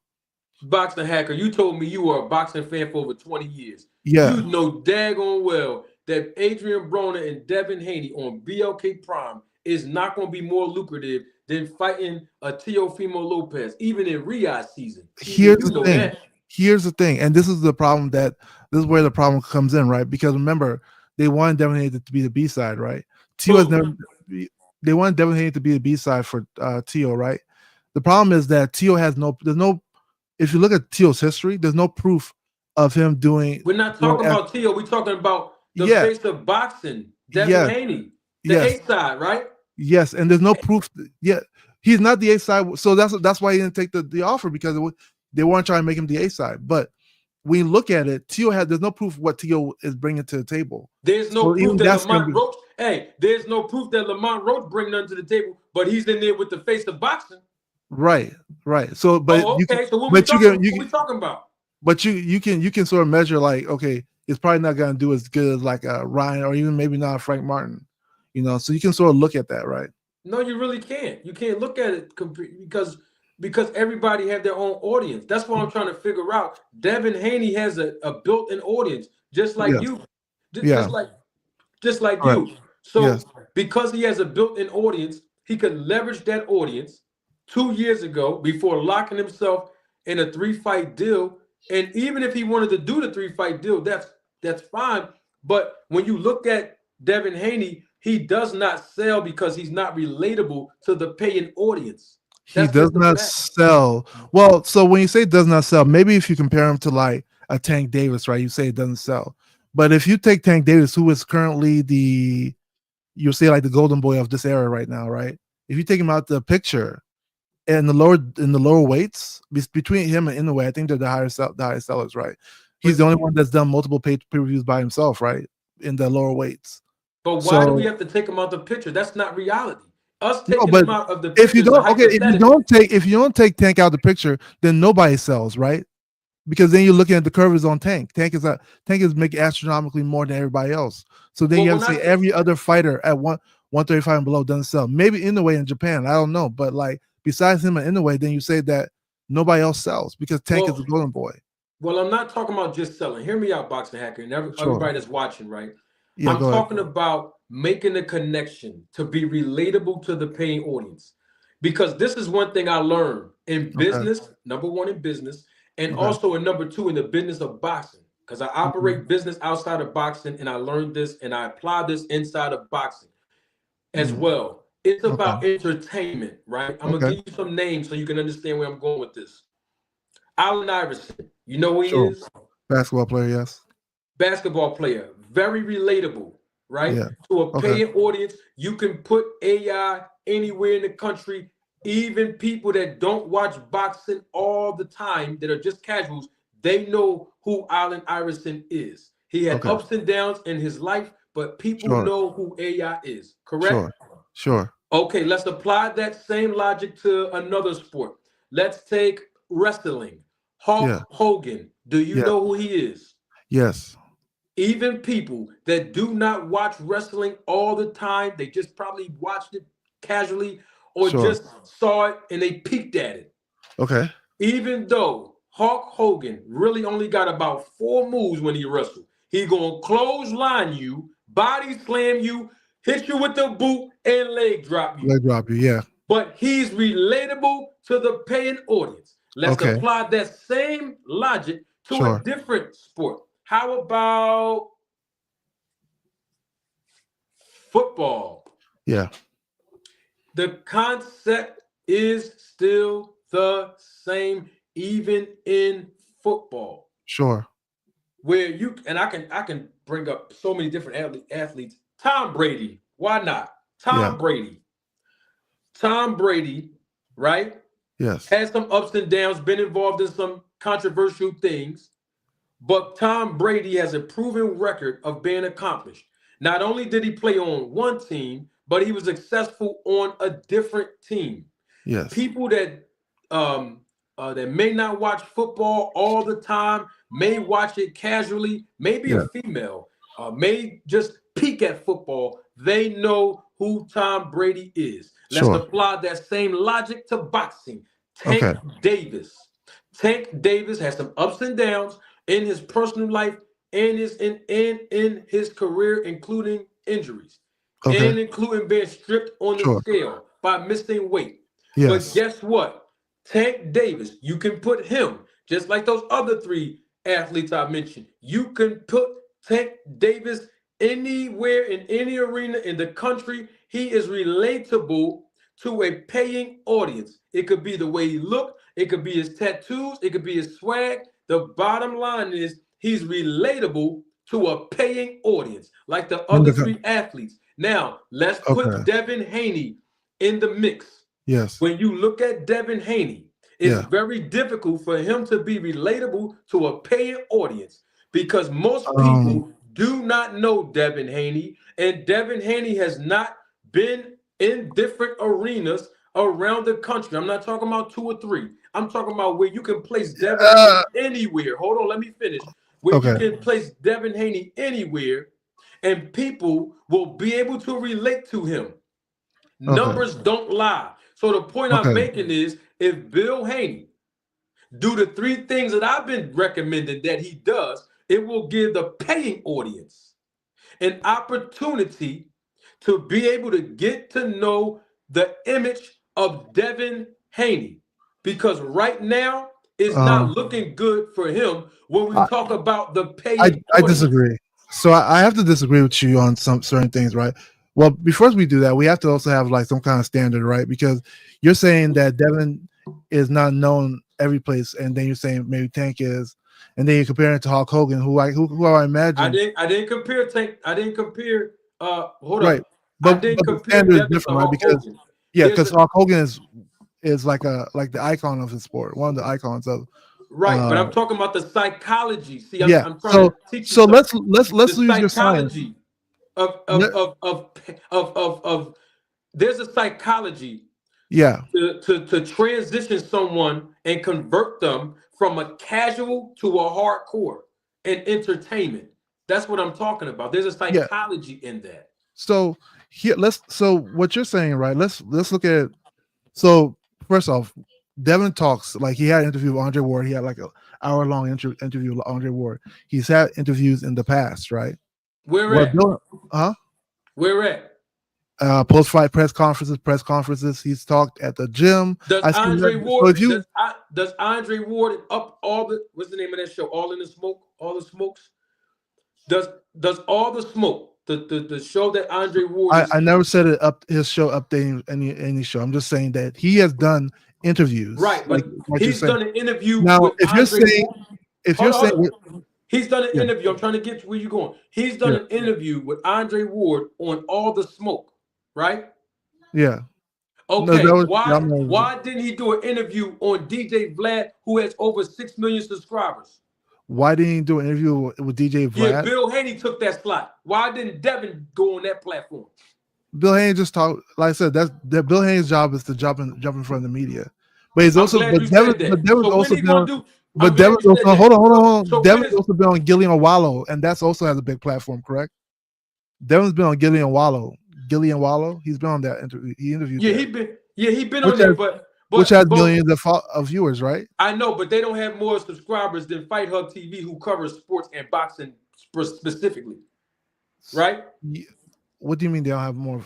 They have. What I'm trying to say is Bill Haney So when you're saying, let's clarify one thing. When you're saying he hasn't interviewed at huge platforms, he has. So we can say eye to eye that Devin Haney has interviewed big platforms. Whether like one platform after the Ryan Garcia fight, right? Huh? Like ESPN when he did the interview on ESPN after the Ryan Garcia fight, remember? Yeah, exactly. So he has interviewed in large platforms. But his dad was on Vlad. But his dad was on Vlad TV while he was on ESPN. I mean, is your main argument is his dad being on Vlad TV? Is that your main argument? Or is your argument my main argument is that the paying audience don't know who Devin is, and that's why his numbers is low. Wait. Let's land on something. When it comes to like the audience knowing who somebody is, and I can argue that Devin's probably a little bit more vocal than Tank is, who's normally silent in the media until his fights are coming up. So I can actually make the argument that hey, Devin Haney is actually more vocal than the Tank Davis, who is like I said before, all respect to the brother, he is like the golden boy of this era. But Devin Haney is arguably more vocal than him. You said Devin is more vocal than Tank? Yes. But Tank sell more than Devin. But that's not your argument. Your argument was that no, it is not. No, It so is my I argument. already said he sells more than Devin. I say he's the golden boy. But he don't even talk more than Devin. You see my point? You're making my But your point. point was that he needs to talk more. If talking more was the problem, then why is that true? If what you're Bruh, saying is true, then Devin should sell more because he talks more. No, than Devin. because not about talk. Hear me. Tank Yeah. Davis is relatable to a paying audience, and Devin Haney isn't. What That's makes the him whole point. What makes him relatable in your opinion? It don't make a difference what I think. The No, people but what are makes finding this why do man you say he's fight. more relatable? The man, it don't. Yo, I can tell you that the girls like a guy with all tattoos, but what difference does that make? No, but you have to tell me why. So tell me Huh? why you feel like he's more relatable. You say he's more relatable. At what standpoint do you feel like he's more relatable? His performances in the ring, number one. He Okay. goes in there and knock people out. The paying audience, the casual fan, they don't know too much about boxing. They want to see knockouts. That's one reason right there that he's relatable. So is Beterbiev more relatable as well? Who? Beterbiev. He got a whole country on his back. We talking about Black American fighters. We can't compare no. We're talking about I'm just saying like he has 99% knockout ratio. So I'm trying to understand your standard. So so this is different it's than what not you were my saying standard. prior. It's the standard of entertainment, bro. So here's the thing. This is different than what you just said, right? Originally you were talking about it's him not being able to talk in front of the media. You know, he wasn't able to talk. Relating to the paying audience. That's my. Yeah, and you say he had to get in front of the media to do that, but now you're saying it's because he does. Listen, but he gets in front of the media more than the person you're talking about. Listen, Tank Davis is more exciting in the ring. He don't have to do too much talking when the man knocking guys out. Devin Haney is not that exciting to the casual fan in the ring, so he got to do more talking than Tank. Devin Haney is not exciting.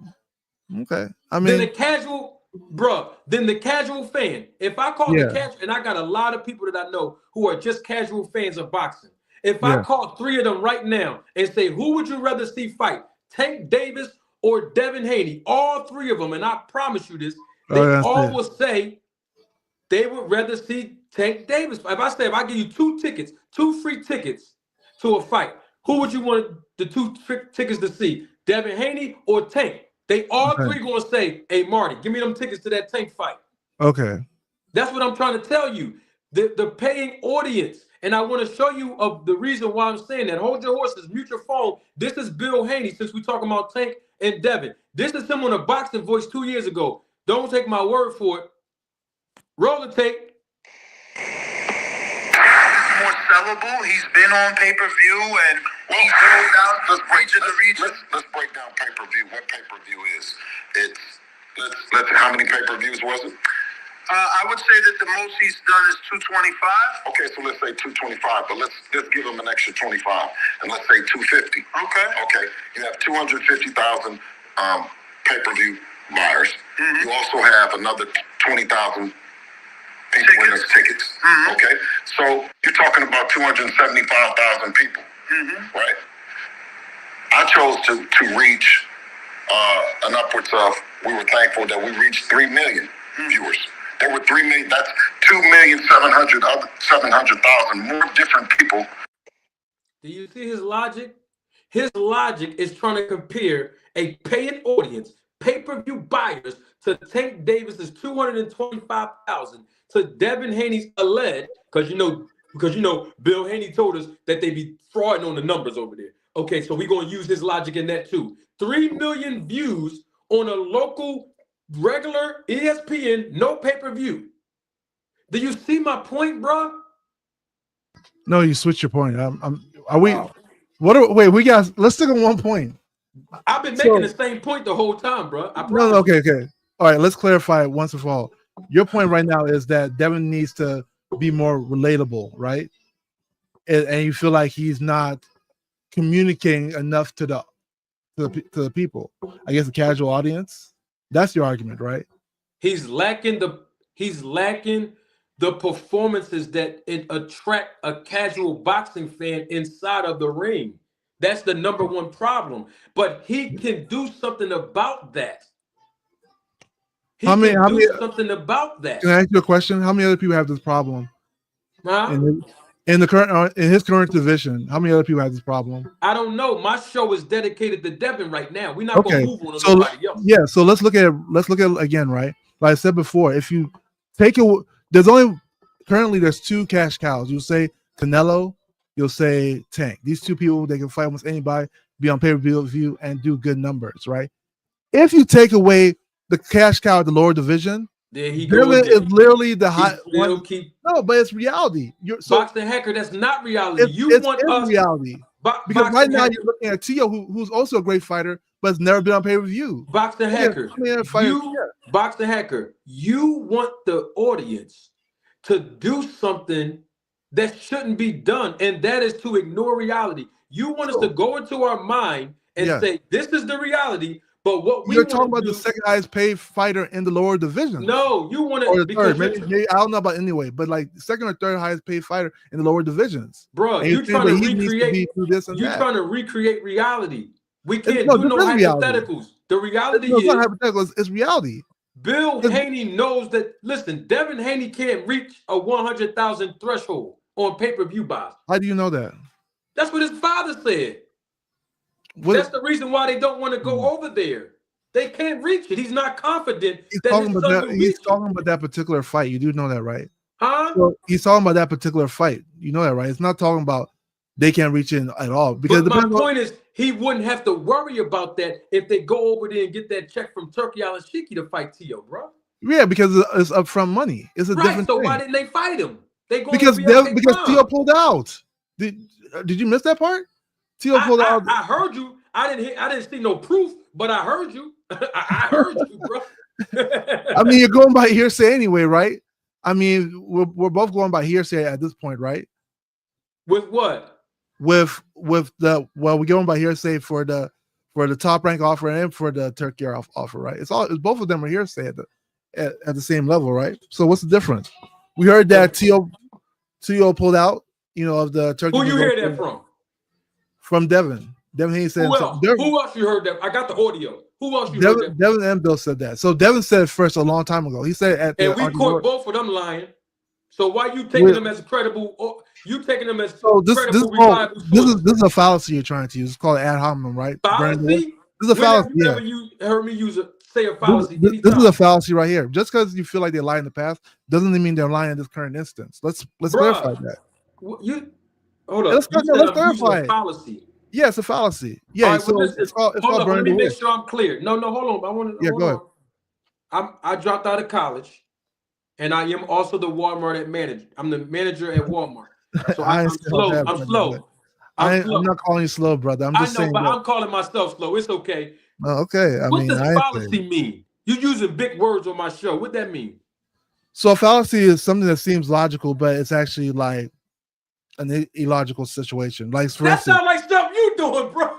No, it's not. So for instance, if I say if I say that if somebody tells me Manager Marty said this guy's taking steroids, and that person said, hey, Manager Marty lied like all these times, so he's probably not telling the truth now. That would be a fallacy, right? Because just because you lied in the past doesn't mean you're lying for this current moment. Lord have mercy. So you have to look at every instance like directly. You can't just say, my God. I heard him lie in the past. That means he's lying now. Because you can do that for anybody. Most people have lied in the past at least once.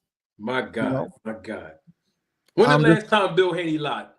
Tell the truth. Now, you don't do a fallacy. Tell the truth. When's the last time you heard Bill Haney lie? I don't remember hearing Bill Haney lie. You were just on my show yesterday. I was here. I was on your show yesterday, yes. You heard me play the audio, right? Which one? The Bill Haney audio. You've been on my channel. I remember there was an inconsistency that you pointed out. I thought that made sense, where he said the people told him to do the lawsuit, and then he said he did the lawsuut, right? So was that a lie or was that true? It was an inconsistency, right? No, I didn't ask you was it inconsistent. I'm asking you directly. So if is that a lie or was that true, bro? Because the opposite, you have to say one of them has to be a lie. At least one, right? Because they both can't be true. So did he lie or not? That's all I'm asking you, man. I mean, you say it's a lie because one of them can't. You heard him with your ears. I'm asking you, man. You can say that's a lie. That's fine. There's not. No, I want you to say it. Forget me. Did Bill Haney lie, brother? He said two different things. So one of them I had didn't can't. ask you. What's wrong? Are you okay? Are you? I'm I'm the saying, college dropout. based Are on you what okay, he said, man? you have to just suggest he lied about one because both can't be true, right? Did Bill Haney lie? Yes or no, boxing hacker? And I'll say it again. If based on This those was two crazy. audios, you have to say one's a lie. So is that yes or no? Did he lie, brother? Sure, yes, he lied. Thank you. And that's all I wanted to tell you. All right, brother. I appreciate you coming up. I got to go. We got the Varnell Hill him. I can't, man. Let me get these super chats. Y'all gonna make me go to therapy or something because this ain't right. I can't with these people. Boxer Hacker know that man lied. Not just once or twice. The man keep lying. Now all of a sudden we gotta believe him. Come on, man. This is not right. Double salute to Ty. I gotta buy Ty a gift, man, because she's been supporting the channel all morning long. Thank you for your contribution and your support, Ty. Ty says Tank doesn't have to talk. He steps on SHIT, and he does. I mean, his fists do the talking for him. I mean, that's where he do most of his talking at, inside the ring. And the casual boxing fans, not only do they love that, but they can relate to him.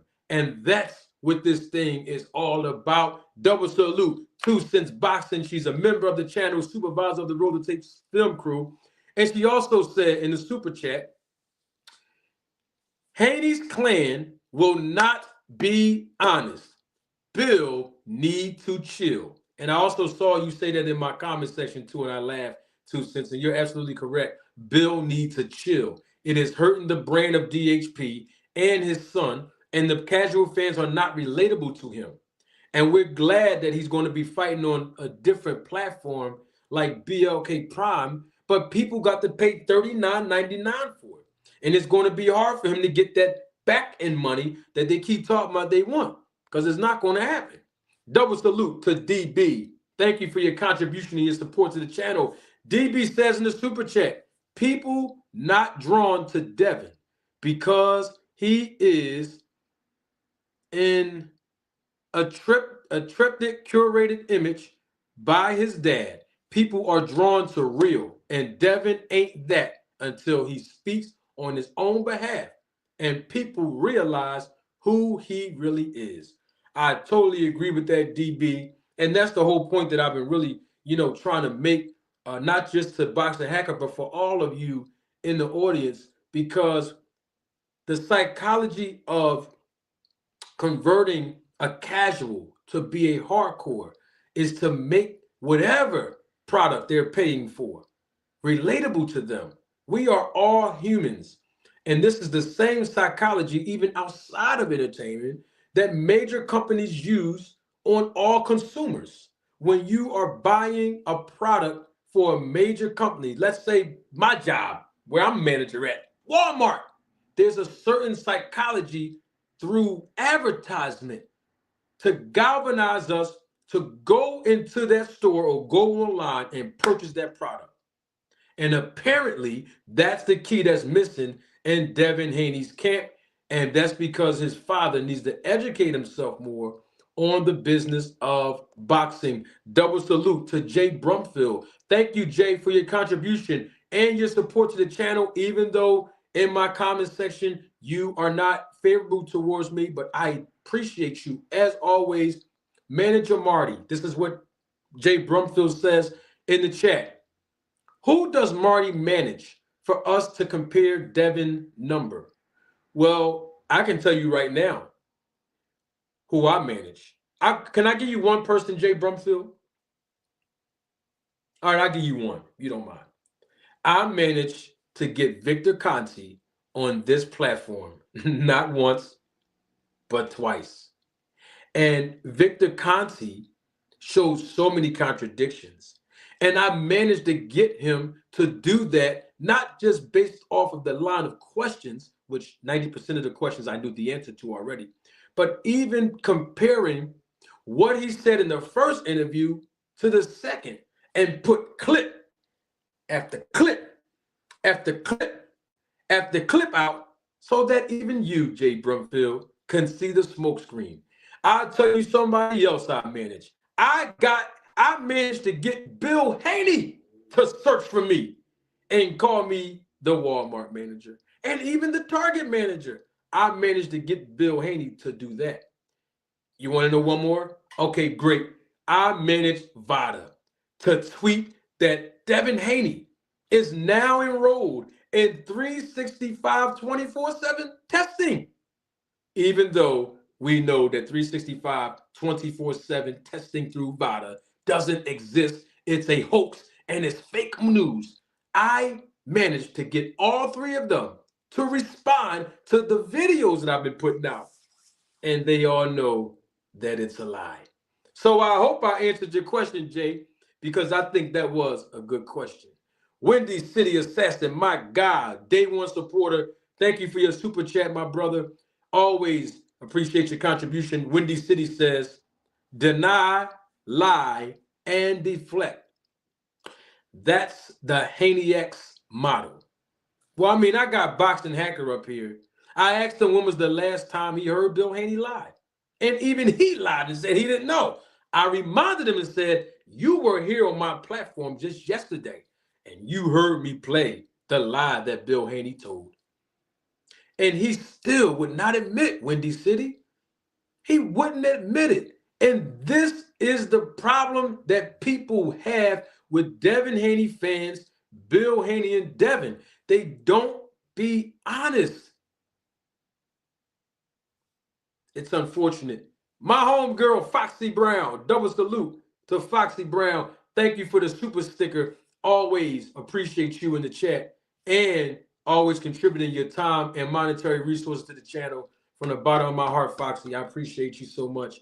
My God, Windy City again with the super chat. Double salute to him again. And I just answered it, but I'm going to spin the block and answer it again because Windy City asked me. It's right on your screen. Does 365 24/7 VADA have out of competition testing? You know what, Windy City? I think that's a very good question, And I think that instead of me saying it, I think, because I don't know if you were here yesterday, Windy City, when I broke all this down, but instead of me saying it, Windy City, it might sound better coming from the CEO, the founder of VADA. Okay, we're about to get off soon, but I just want to play. Maybe she can give you more clarification of whether or not 365 24/7 testing through VADA has out of competition testing as well. I'm going to pull it up. Hold on one second.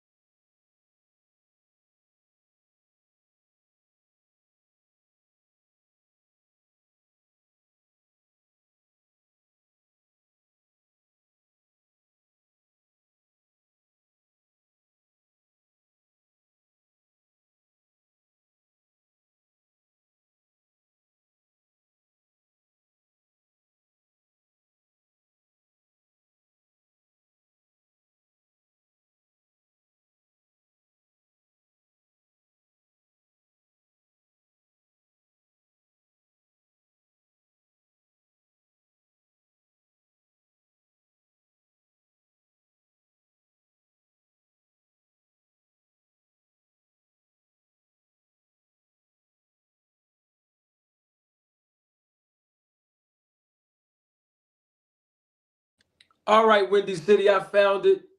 I got it right here. Let me get this super chat real quick, and then we're going to spin the block on Windy City's question, because I think that she can explain it herself, being the CEO and founder of Voluntary Anti-Doping Association. DB, double salute to you again for your contribution to the channel.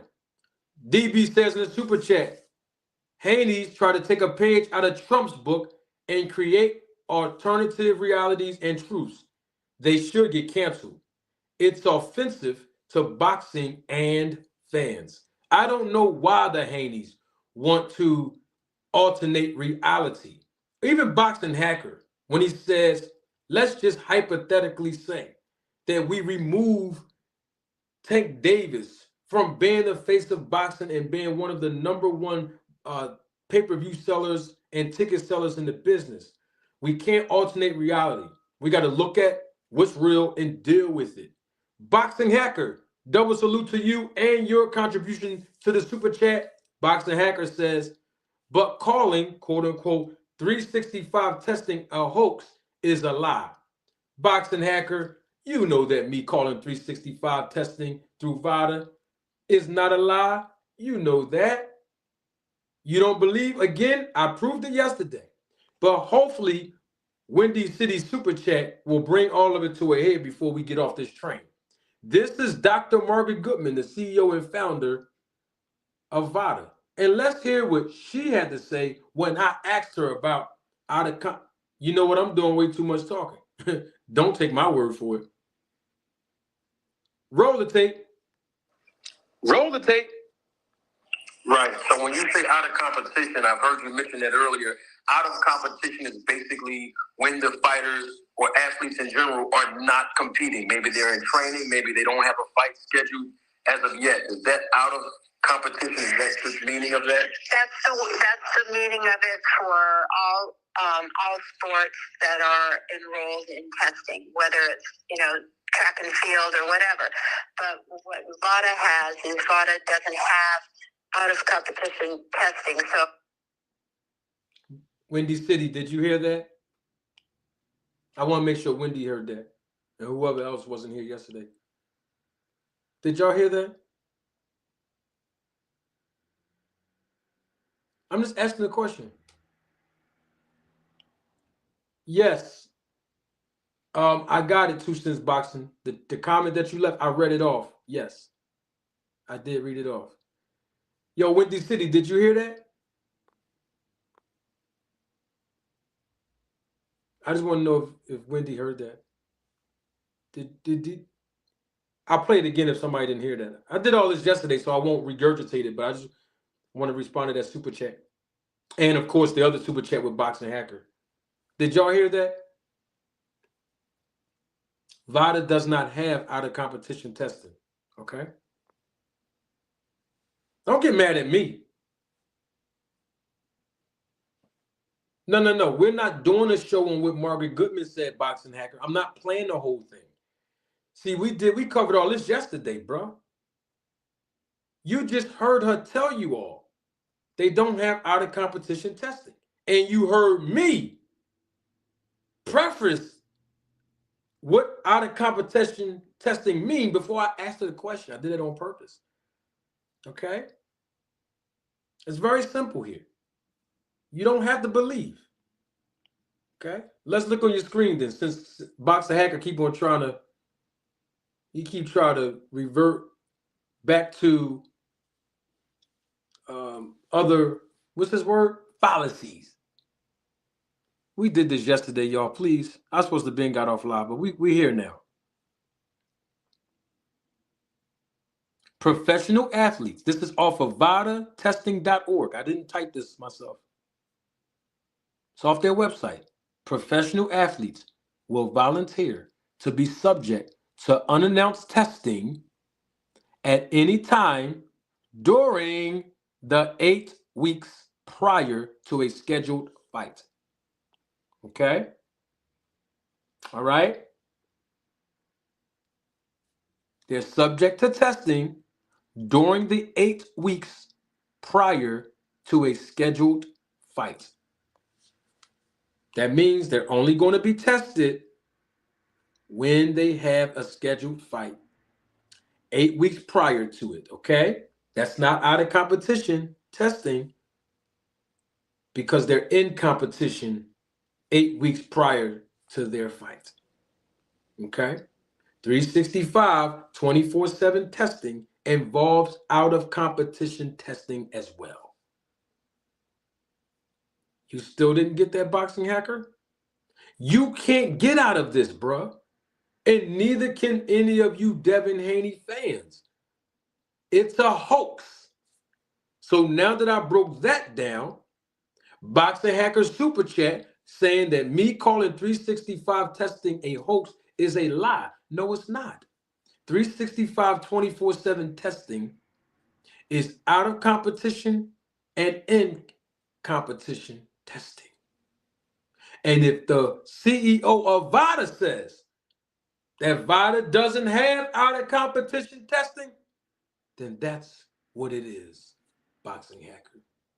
Your favorite fighter went over there.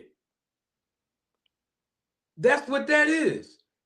Now I'm gonna let y'all go off of this. Since Boxing Hacker doing this, and we got Devin Haney fans in my chat, my comment section after the replay goes off. I'm gonna play this excerpt one more time, and I want to hear what you all have to say about this. I played this earlier, but some of y'all are late. Carl Brown, what's going on, big dog? I haven't seen you in a while, man. Let me play this again, please.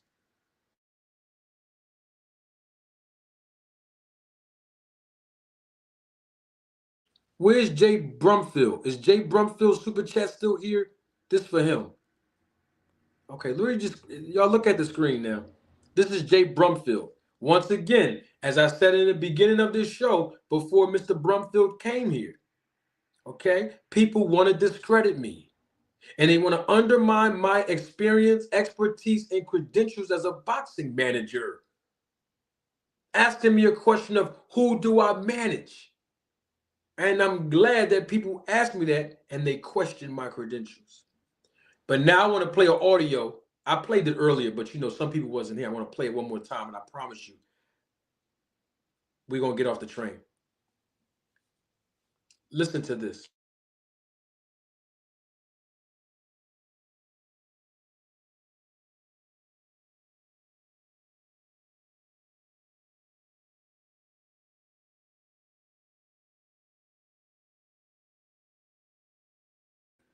Boxing Hacker, Devin Haney's fans,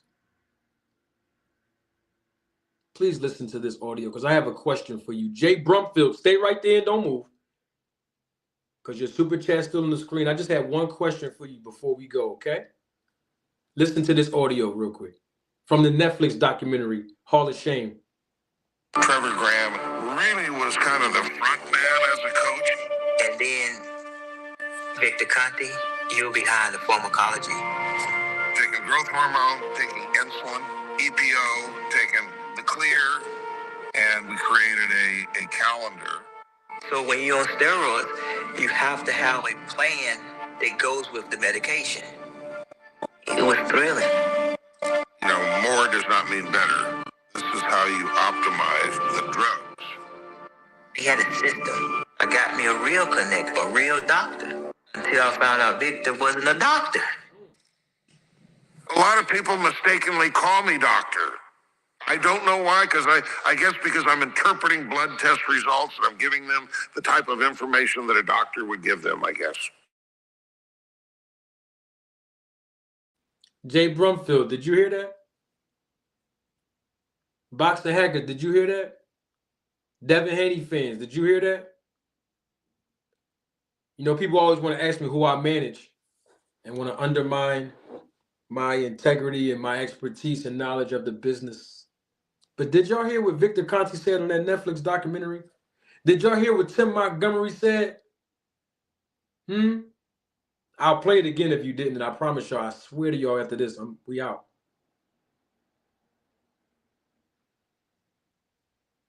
Anybody? I need Jay in the chat. Where's Jay at? And Boxer Hacker and Devin Haney fan. In the chat real quick. And if you're watching the replay of this live and you just heard it, comment in my comment section, please. I'd love to hear your feedback on this. Did y'all hear that?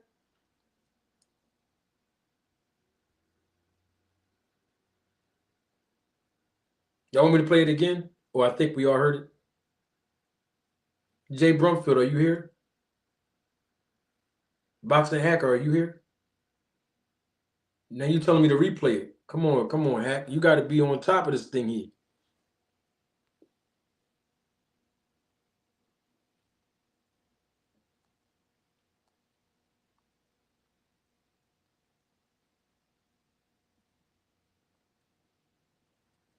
That's crazy work, brother.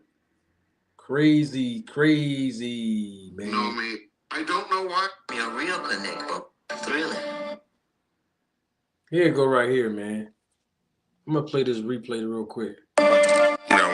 does not mean better. This is how you optimize the drugs. He had a system. I got me a real connect for a real doctor. Until I found out Victor wasn't a doctor. A lot of people mistakenly call me doctor. I don't know why, because I guess because I'm interpreting blood test results and I'm giving them the type of information that a doctor would give them, I guess.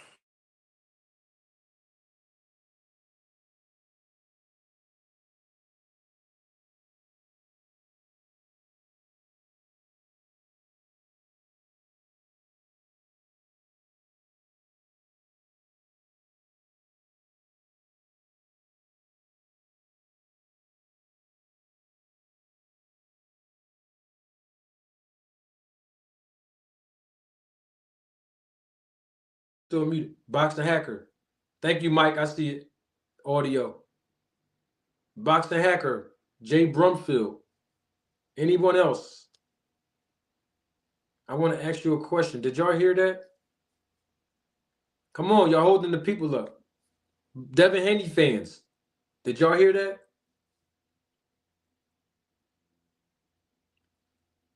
Oh, it was muted. Y'all didn't hear it?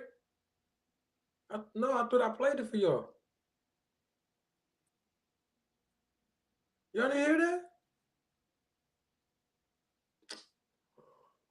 Man. Can somebody answer this question since, everybody want to know who I manage? Thank you, all things. Everybody want to know who I manage, and I'm a manager at Walmart and all that. I want to ask the question real quick. It's just one question. Hold on.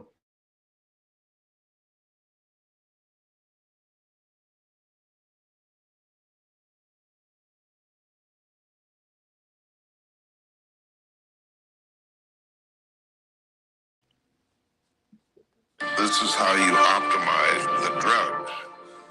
He had a system. I got me a real connect for a real doctor. Until I found out Victor wasn't a doctor. A lot of people mistakenly call me doctor. I don't know why, because I guess because I'm interpreting blood test results and I'm giving them the type of information that a doctor would give them, I guess.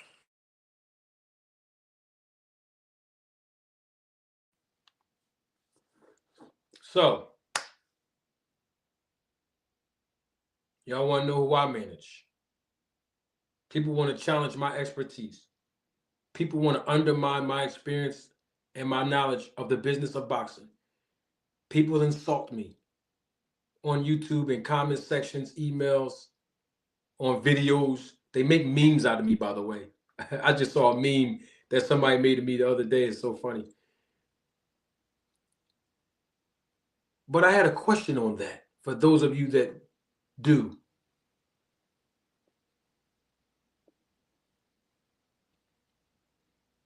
Y'all challenge my credentials. Ask me who I manage. But yet and still, Tim Montgomery thought that he was a doctor. And he realized that Victor Conti is not a doctor. Victor Conti even acknowledged, y'all just heard it, that people think that he's a doctor, but he's not. Is it because he, and this is his words, interpret blood test results, extracting blood and giving recommendation after he interprets the blood test results? He give fighters diagnoses based on their blood testing results. He's not board certified as a medical physician. He has no credentials as a physician or a doctor, medical doctor. He has no license to practice as a doctor. He's not certified as a phlebotomist to extract blood. But yet, y'all are okay with him extracting blood from your favorite fighter. You are okay with him interpreting and evaluating blood testing results from your favorite fighter. You're okay with him diagnosing and giving recommendations to your favorite fighter. And he has no credentials to do it. But yet and still, you want to challenge my credentials? That is just the question of 2025, bro. And I really genuinely want to know the answer to it. I swear to you, I do. Because Victor Conte's been in this business of boxing for almost, at this point, over 2 decades. And he's not a doctor. But these fighters keep going over there. But y'all want to know who I manage. Lord have mercy. All I can tell y'all is we need answers.